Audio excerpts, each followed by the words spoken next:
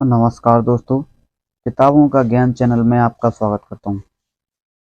दोस्तों, आपको इस चैनल पर किताबों का सारा ज्ञान मिलेगा और जो मैं इसमें बुक में पढ़ के दिखाऊंगा, जैसा कि आपको ये बुक दिख रही है सात चिरंजीवी, जिसमें कि सात चिरंजीवियों की पूरी कथा मैं आपको सुनाऊंगा और साथ में स्क्रीन पर एक पेज भी दिखाई देगा जिसमें आप भी साथ साथ पढ़ सकेंगे। अ, बुक की फोटो भी आपको दिखेगी, साथ में एक पेज भी मैं दे दूंगा जिसमें आप भी उसको पढ़ सकते हैं। तो चलिए वीडियो को आगे बढ़ाते हैं और शुरू करते हैं। तो सबसे पहले देख लेते हैं सात चिरंजीवियों के नाम। जैसे कि एक पेज आपको शो हो रहा है, तो सबसे पहला है श्री हनुमान जी महाराज, दूसरे हैं महर्षि वेद व्यास जी, तीसरे हैं श्री कृपाचार्य जी महाराज, चौथे श्री परशुराम जी, पांचवें श्री विभीषण जी, छठवें राजा बलि और सातवें हैं अश्वत्थामा। तो आइए शुरुआत करेंगे श्री हनुमान जी महाराज से। श्री हनुमान जी की जन्म कथा। वानर राज महामनस्वी कुंजर की पुत्री अपनी इच्छा अनुसार रूप धारण करने वाली थी। वह अपने सौंदर्य के लिए तीनों लोकों में विख्यात थी। उस अनुपम सुंदरी का नाम अंजना था। एक दिन अंजना मानवी स्त्री का रूप धारण कर पर्वत के एक शिखर पर विचरण कर रही थी। उसके अंग प्रत्यंग से यौवन उमड़ रहा था। उसकी अंग कांति पर वायु देवता मोहित हो गए। उन्होंने उस सुंदरी को अपनी दोनों भुजाओं में भरकर हृदय से लगा लिया। वह ऐसी अवस्था में भय से त्रस्त हो गईं। घबरा कर बोली, कौन है जो मेरी पवित्रता को नष्ट करना चाहता है?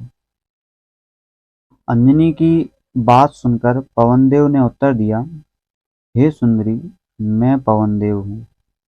मैं तुम्हारी पवित्रता का नाश नहीं कर रहा हूँ, इसलिए तुम्हारे मन से यह भय दूर हो जाना चाहिए। सुंदरी, मैंने तुम्हारा आलिंगन किया है, मानसिक संकल्प के द्वारा तुम्हारे साथ समागम किया है। इससे तुम्हें बल पराक्रम से संपन्न एवं परम बुद्धिमान पुत्र प्राप्त होगा। वह महान धैर्यवान, महातेजस्वी, महाबली, महापराक्रमी तथा लांघने और छलांग मारने में सक्षम होगा। पवन देवता के इन वचनों को सुनकर अंजना संतुष्ट हो गईं। कुछ समय बाद उन्होंने हनुमान जी को एक गुफा में जन्म दिया। हनुमान जी की बाल लीला। अंजना फल लाने के लिए अपने आश्रम से बाहर निकली और गहन वन में पहुंच गईं। उस समय बाल हनुमान भूख से व्याकुल होकर रोने लगे। अचानक हनुमान जी को लाल रंग वाले सूर्य देव उदित होते हुए दिखाई दिए। हनुमान जी ने उसे कोई फल समझा और सूर्य की ओर लपके। बालक हनुमान सूर्य को पकड़ने की इच्छा से आकाश में उड़ने लगे। उस समय उन्हें आकाश में उड़ते देखकर देवताओं, दानवों तथा दैत्यों को बड़ा आश्चर्य हुआ। वे सोच रहे थे कि अगर बाल्यावस्था में इस बालक का ऐसा वेग और पराक्रम है, तो यौवन का बल पाकर इसका वेग पराक्रम कैसा होगा। अपने पुत्र को सूर्य की ओर जाते देख उसे सूर्य के प्रचंड ताप से बचाने के लिए उस समय पवन देवता भी बालू के ढेर की भांति शीतल होकर उसके पीछे पीछे चलने लगे। इस तरह बालक हनुमान अपने पिता के बल से कई सहस्त्र योजन आकाश को लांघते चले गए और सूर्यदेव के समीप पहुंच गए। सूर्यदेव ने यह सोचा कि अभी यह बालक है, उसे भले बुरे का ज्ञान नहीं है और इसके द्वारा देवताओं के भी बहुत से कार्यों का संपादन होगा, इसलिए उन्होंने उसे जलाया नहीं। जिस दिन हनुमान जी सूर्य को पकड़ने के लिए उछले थे, उसी दिन राहु सूर्यदेव पर ग्रहण लगाना चाहता था, क्योंकि उस दिन अमावस्या थी। श्री हनुमान जी ने सूर्य के रथ के ऊपरी भाग में जब राहु का स्पर्श किया, तब सूर्य और चंद्रमा के गर्व से मर्दन करने वाला राहु भयभीत हो वहां से भाग खड़ा हुआ।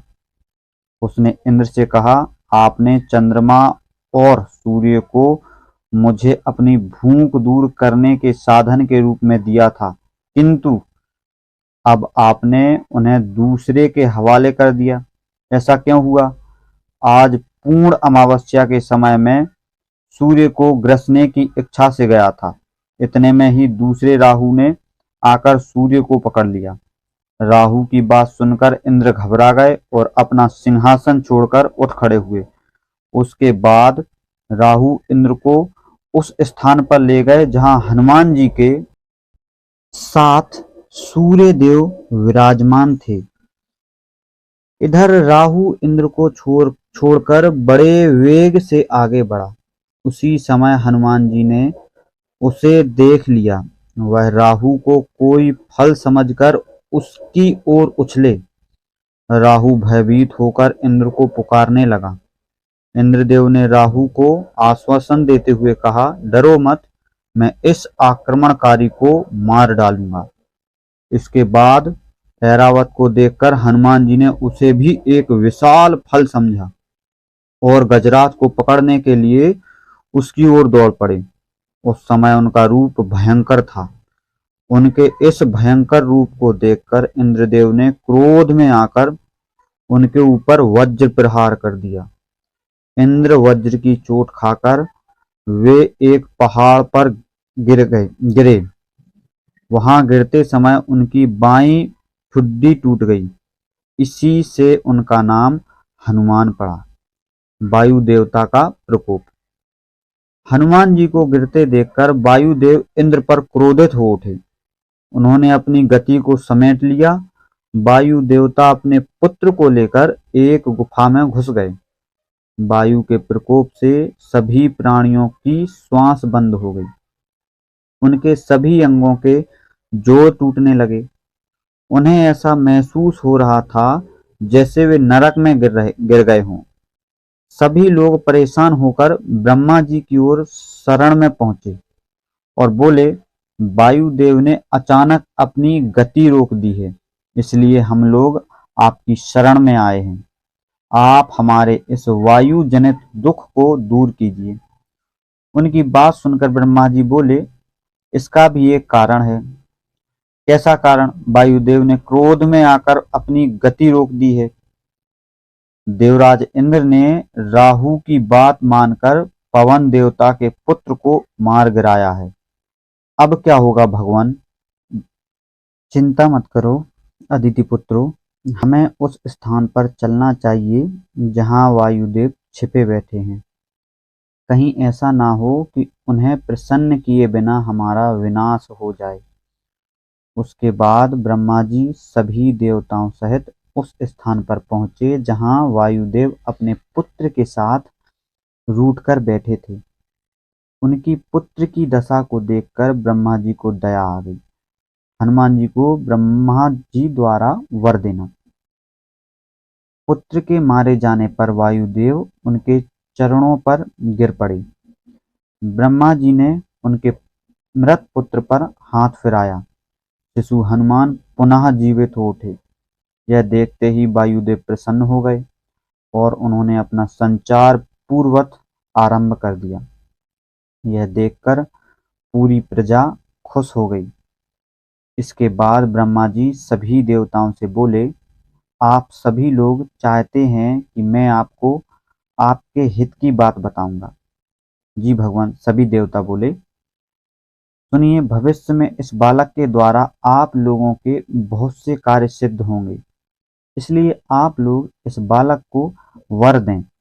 ब्रह्मा जी की बात सुनकर इंद्र ने शिशु हनुमान जी के गले में खुशी के साथ कमलों की माला पहना दी और स्नेह पूर्वक बोले, मेरे हाथ से छूटे वज्र के कारण इस बालक हनु की ठुड्डी टूटी है, इसलिए इस श्रेष्ठ बालक का नाम हनुमान होगा।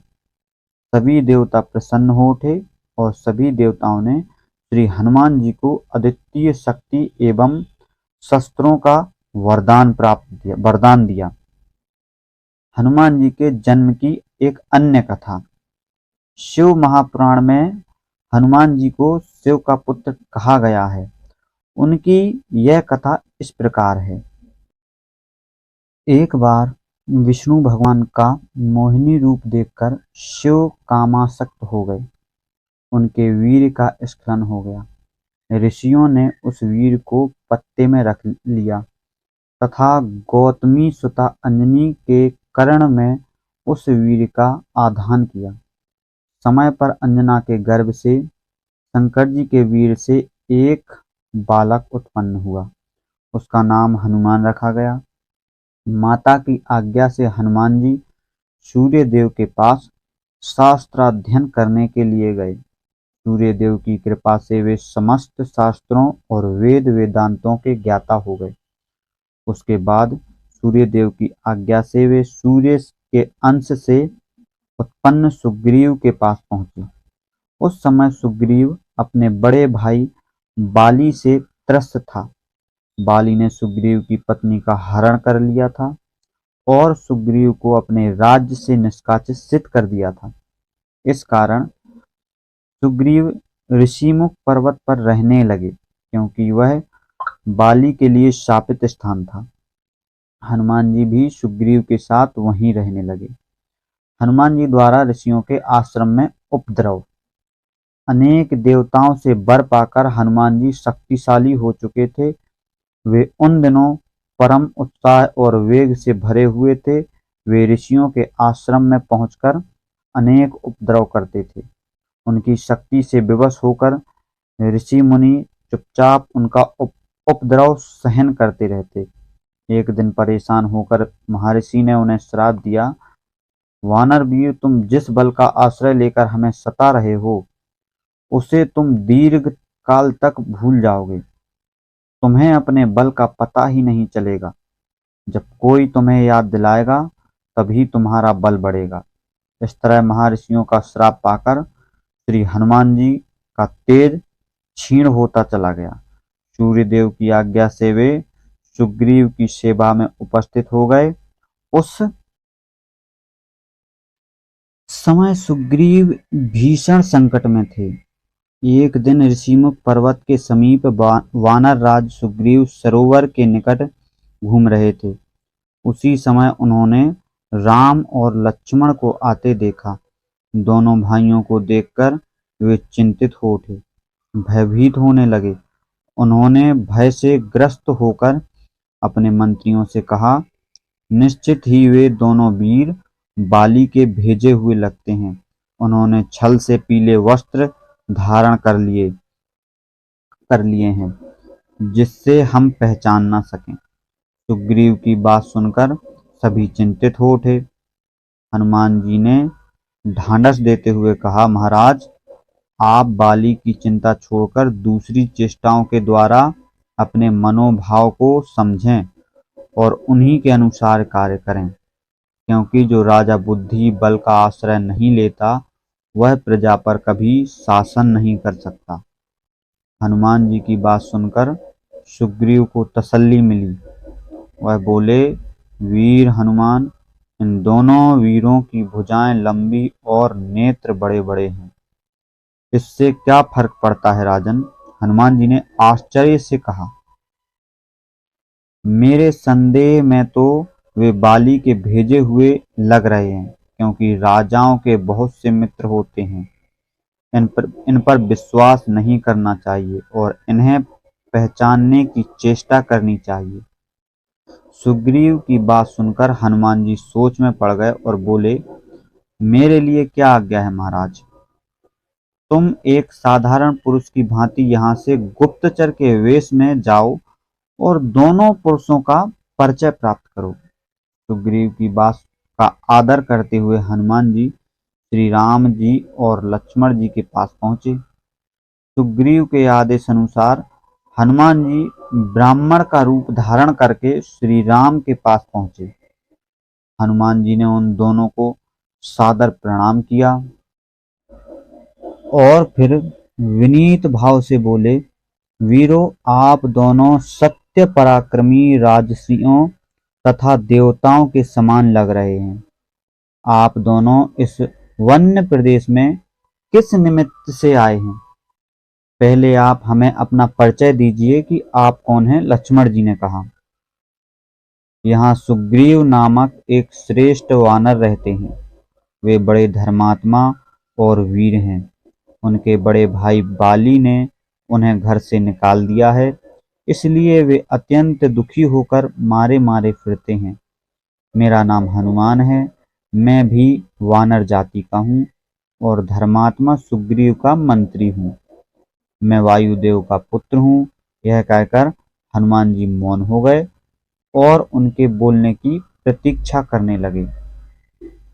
हनुमान जी की बात सुनकर श्री राम जी प्रसन्न हो गए और लक्ष्मण से बोले, लक्ष्मण, तुम सुग्रीव के मंत्री हनुमान से मधुर वाणी में बात करो।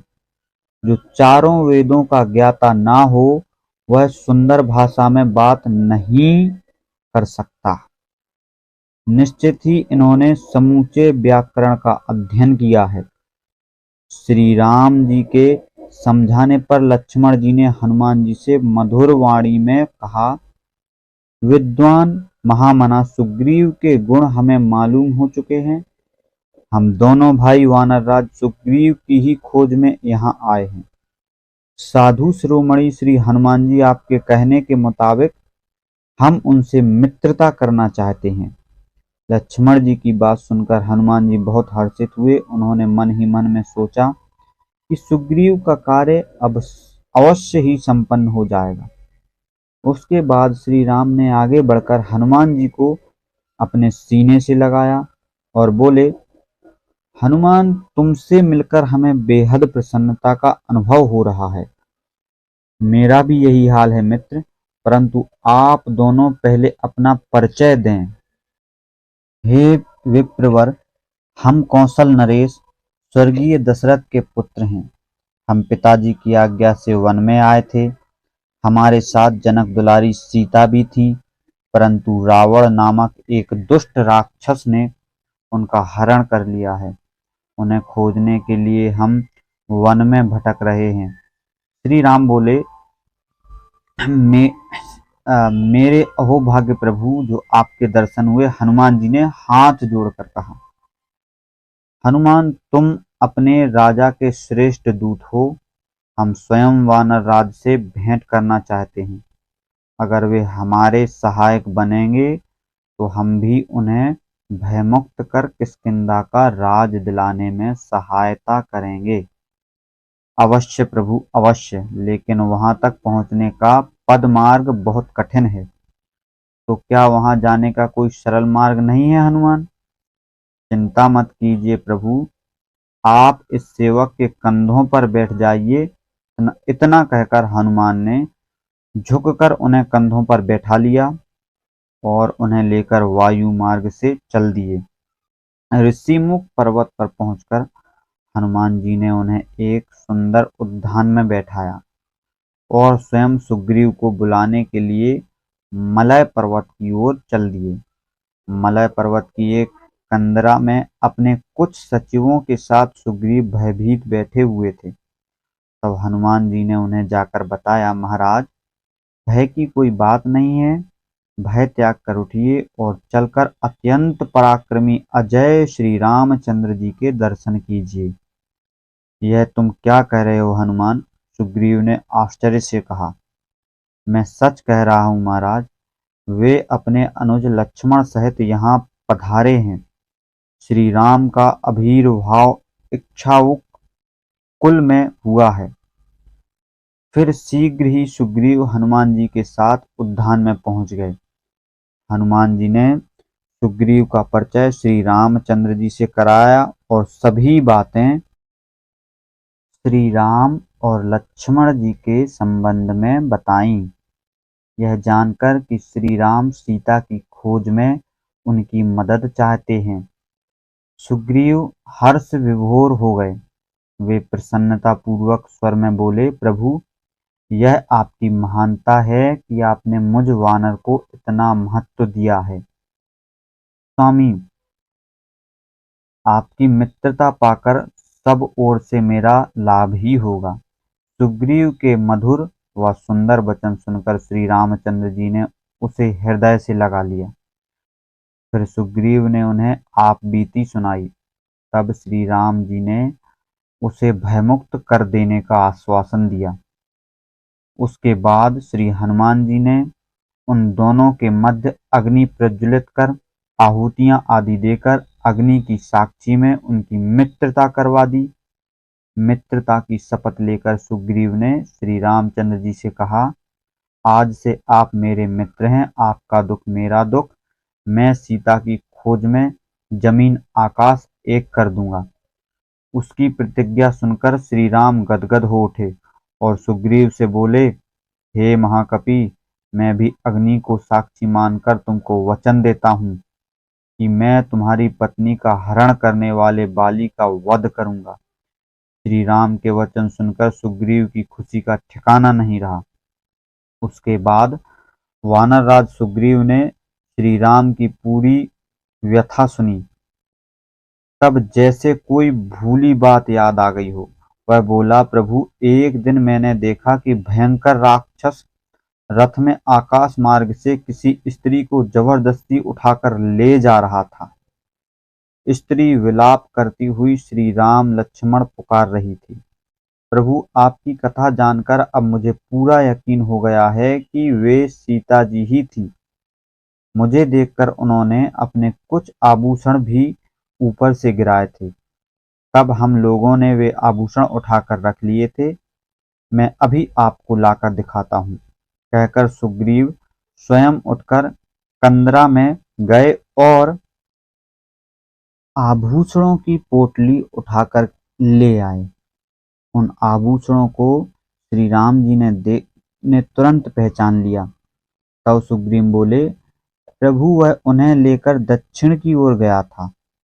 मैं अपने वीर बानरों को भेजकर उनकी खोज कराऊंगा, लेकिन पहले हम तुम्हें भयमुक्त करेंगे। मित्र, किष्किंधापुरी चलने की तैयारी करो, श्री रामचंद्र जी ने कहा।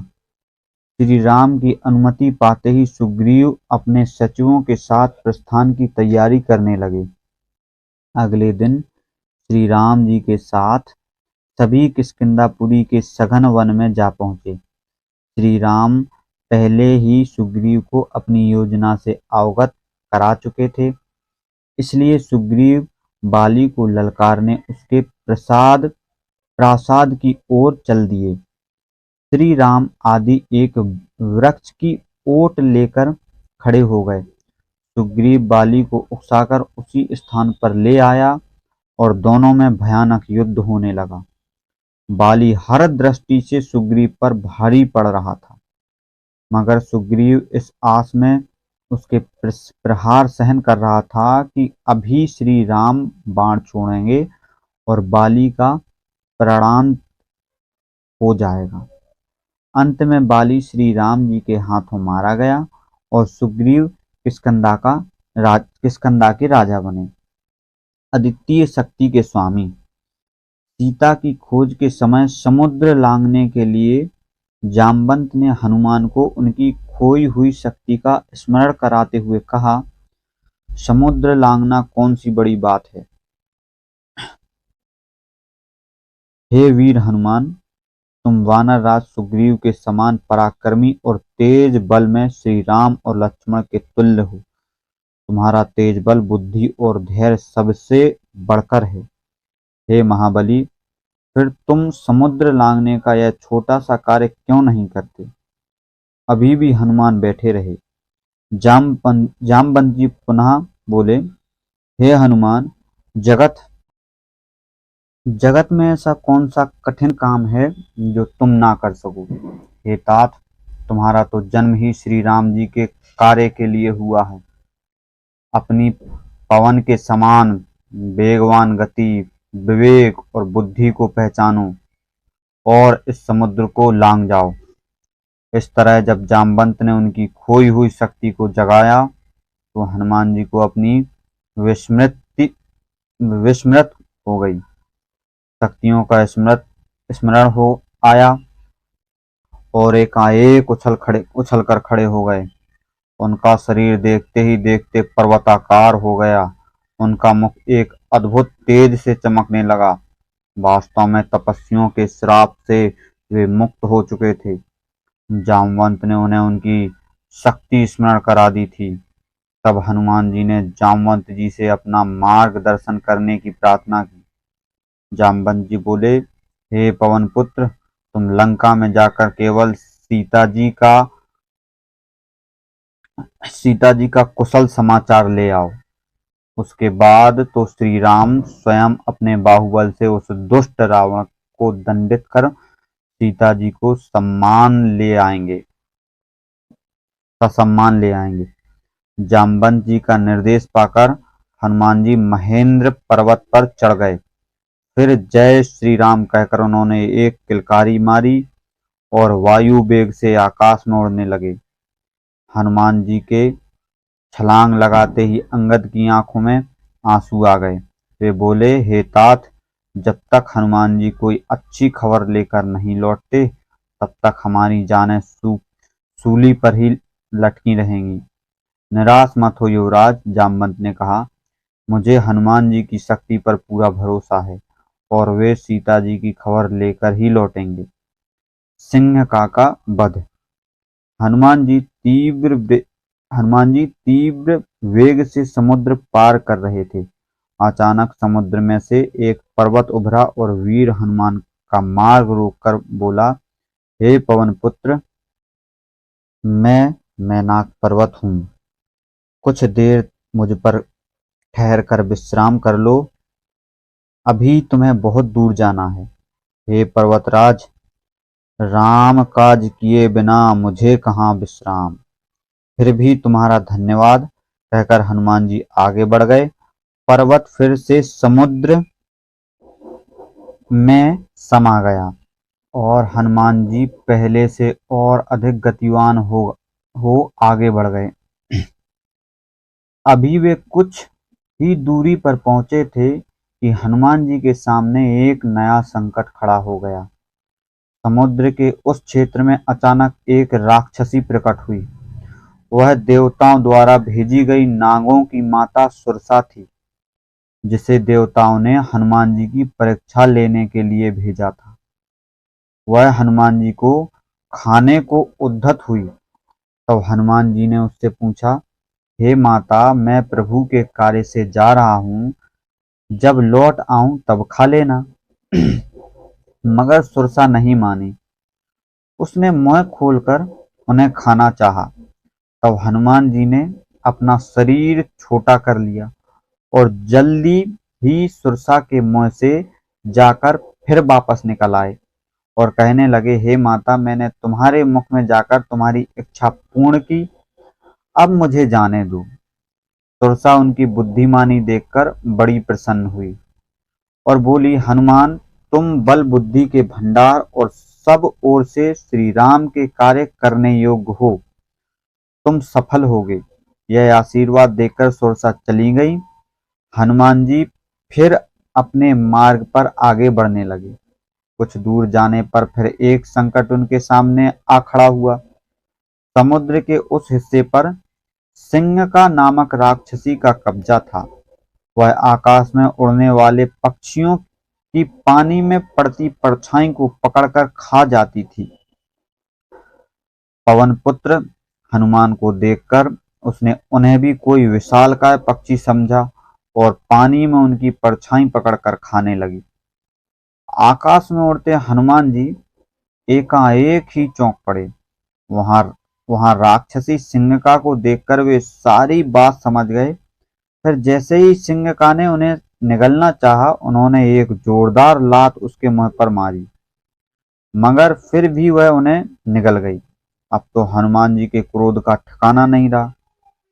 उन्होंने उस दुष्ट का पेट चीर दिया और बाहर निकल अपनी राह पर चल दिए। हनुमान द्वारा लंका दहन। रावण ने अपने भाई विभीषण के अनुरोध पर हनुमान को मृत्युदंड देकर उनकी पूंछ में आग लगवा दी। फिर देखते ही देखते उनका रूप विशाल हो गया और अपनी पूंछ को बढ़ाकर वे राक्षसों को दौड़ाने लगे। यह देखकर राक्षसों में दहशत फैल गई। देखते ही देखते वहां मौत का आतंक छा गया। सब एक दूसरे से कह रहे थे, मैं पहले ही कहता था कि यह कोई साधारण वानर नहीं बल्कि देवता है, जो बानर का रूप धरकर यहाँ आया है। हनुमान जी ने छतों पर कूद कूद कर पूरी लंका में आग लगा दी। चारों तरफ त्राही त्राही मचने लगी। निशाचर राक्षस दैत्य अपनी औरतों तथा बच्चों को लेकर इधर उधर भागने लगे। पूरी लंका धू धू करके जल रही थी, मगर वहां एक ऐसा भी घर था जो पूरी तरह सुरक्षित था। वह घर था विभीषण जी का। श्री रामचंद्र जी के भक्त विभीषण का घर सुरक्षित देखकर राक्षसों के हृदय में श्री राम जी के प्रति आकर्षित हो उठे। इसके बाद हनुमान जी ने समुद्र में अपनी पूंछ की आग बुझाई। फिर अशोक वाटिका में सीता जी के पास आए, उनसे कोई निशानी देने की प्रार्थना की और वापस जाने की आज्ञा मांगी। तब सीता जी अपनी चूड़ामणि देकर बोली, हे पुत्र हनुमान, श्री राम से कहना कि शीघ्र ही मेरी सुध लें। यहाँ मेरा एक एक पल एक एक कल्प के समान व्यतीत हो रहा है। हनुमान जी ने उन्हें आश्वासन दिया और वापस जाने के लिए मुड़ गए। हनुमान वापस समुद्र तट पर आ पहुंचे, जहां सभी वानर शोकमग्न हुए बैठे थे। हनुमान जी को आया देखकर और उनके द्वारा यह पता चलने पर कि सीता माता का पता चल गया है, जामवंत सहित सभी खुश हो गए। नल नील आदि के चेहरे पर प्रसन्नता से खिल उठे।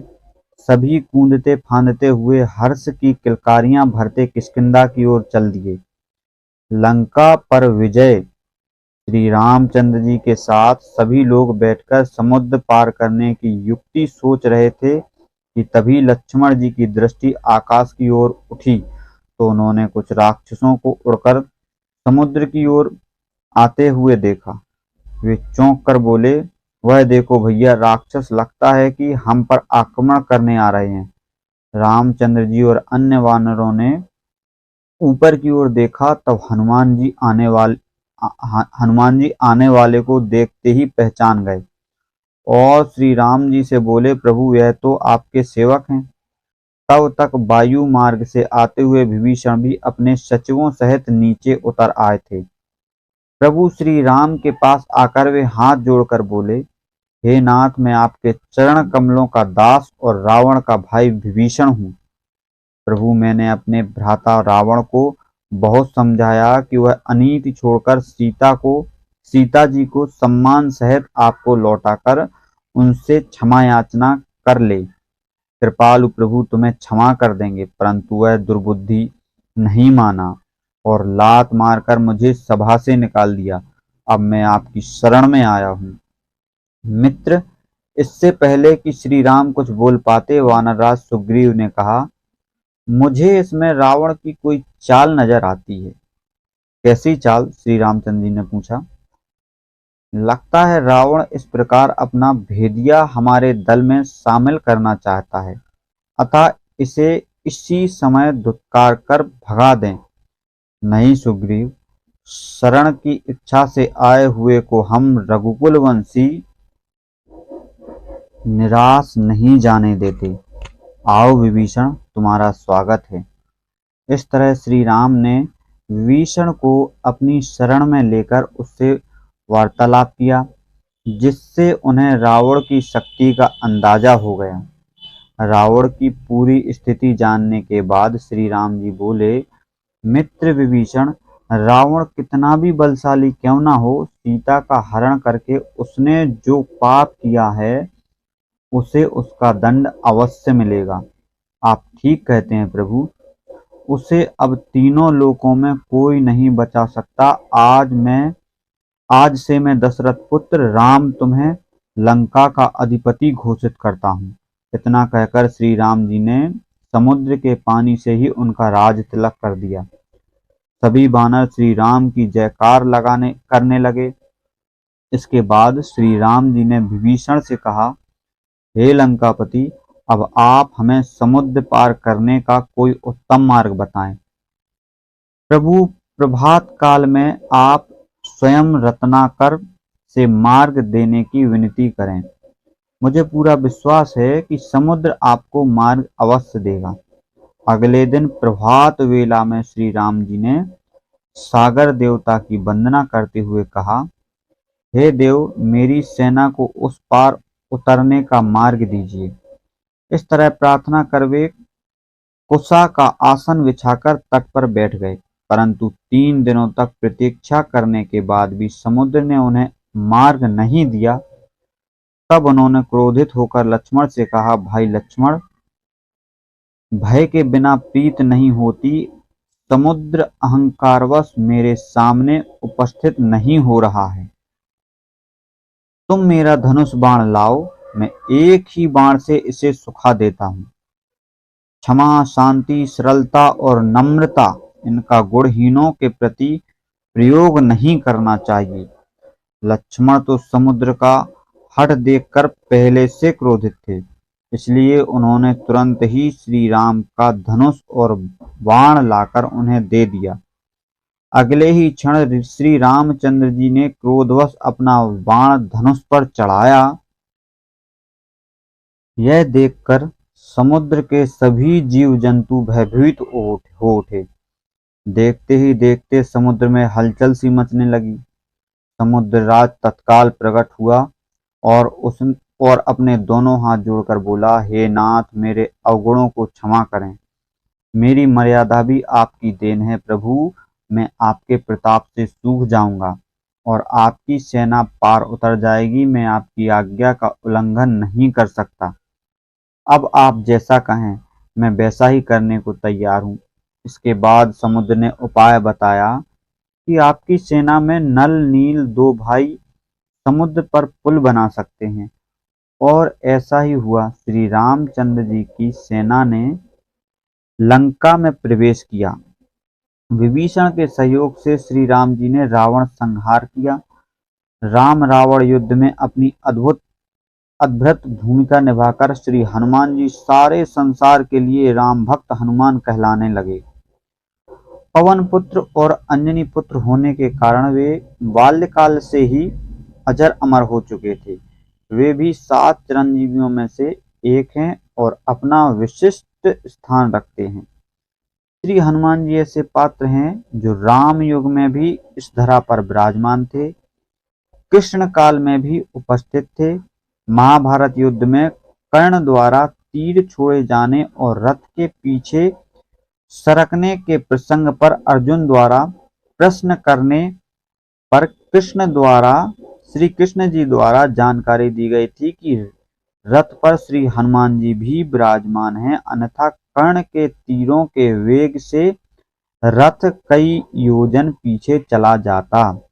और श्री हनुमान जी आज भी हमारे इस दुनिया में मौजूद हैं। बोलो जय श्री राम।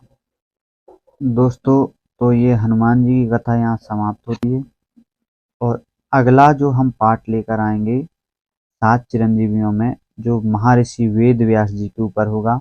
अगर आपने यहाँ तक ही देखा है तो आपका बहुत बहुत धन्यवाद। और अगला जो हमारा पाठ होगा महर्षि वेद व्यास जी के ऊपर होगा।